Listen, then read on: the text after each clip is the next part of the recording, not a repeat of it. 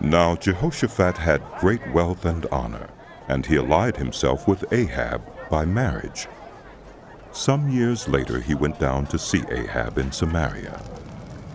Ahab slaughtered many sheep and cattle for him and the people with him, and urged him to attack Ramoth-Gilead. Ahab, king of Israel, asked Jehoshaphat, king of Judah, "Will you go with me against Ramoth-Gilead?" Jehoshaphat replied, I am as you are, and my people as your people. We will join you in the war.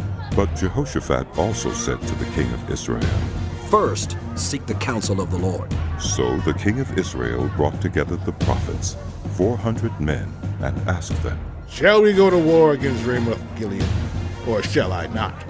Go, They answered. for God will give it into the king's hand. But Jehoshaphat asked, Is there no longer a prophet of the Lord here whom we can inquire of? The king of Israel answered Jehoshaphat, "There is still one through whom we can inquire of the Lord, but I hate him, because he never prophesies anything good about me, but always bad. He is Micaiah, son of Imlah." The king should not say such a thing. Jehoshaphat replied. So the king of Israel called one of his officials and said, "Bring Micaiah, son of Imlah, at once." Dressed in their royal robes, the king of Israel and Jehoshaphat, king of Judah, were sitting on their thrones at the threshing floor by the entrance of the gate of Samaria, with all the prophets prophesying before them. Now Zedekiah, son of Kenaanah, had made iron horns, and he declared, This is what the Lord says. With these you will go at the Arameans until they are destroyed. All the other prophets were prophesying the same thing. Attack Ramoth-Gilead and be victorious, They said. for the Lord will give it into the king's hand. The messenger who had gone to summon Micaiah said to him, Look, the other prophets without exception are predicting success for the king. Let your word agree with theirs and speak favorably. But Micaiah said, As surely as the Lord lives, I can tell him only what my God says. When he arrived, the king asked him, "Micaiah, shall we go to war against Ramoth-Gilead, or shall I not?" Attack and be victorious, He answered. for they will be given into your hand. The king said to him, "How many times must I make you swear to tell me nothing but the truth in the name of the Lord?" Then Micaiah answered, I saw all Israel scattered on the hills like sheep without a shepherd. And the Lord said, These people have no master. Let each one go home in peace. The king of Israel said to Jehoshaphat, "Didn't I tell you that he never prophesies anything good about me, but only bad?" Micaiah continued, Therefore, hear the word of the Lord.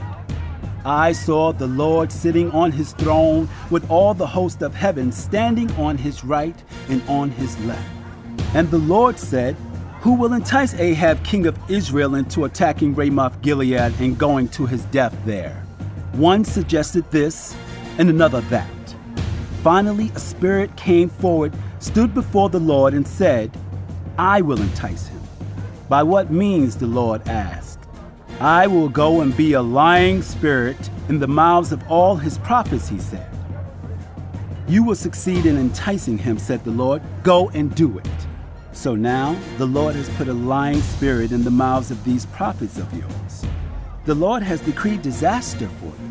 Then Zedekiah, son of Kenaanah, went up and slapped Micaiah in the face. Which way did the Spirit from the Lord go when he went from me to speak to you?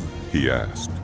Micaiah replied, You will find out on the day you go to hide in an inner room. The king of Israel then ordered, "Take Micaiah and send him back to Ammon, the ruler of the city, and to Joash the king's son, and say, This is what the king says.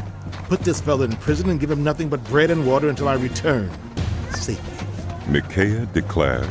If you ever return safely, the Lord has not spoken through me. Then he added, Mark my words, all you people. So the king of Israel and Jehoshaphat, king of Judah, went up to Ramoth-Gilead. The king of Israel said to Jehoshaphat, "I will enter the battle in disguise, but you wear your royal robes." So the king of Israel disguised himself and went into battle. Now the king of Aram had ordered his chariot commanders, Do not fight with anyone, small or great, except the king of Israel. When the chariot commanders saw Jehoshaphat, they thought, "This is the king of Israel." so they turned to attack him. But Jehoshaphat cried out, and the Lord helped him. God drew them away from him, for when the chariot commanders saw that he was not the king of Israel, they stopped pursuing him.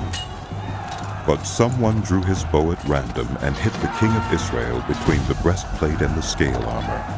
The king told the chariot driver, Wheel around and get me out of the fighting. I've been wounded. All day long the battle raged, and the king of Israel propped himself up in his chariot facing the Arameans until evening. Then, at sunset, he died.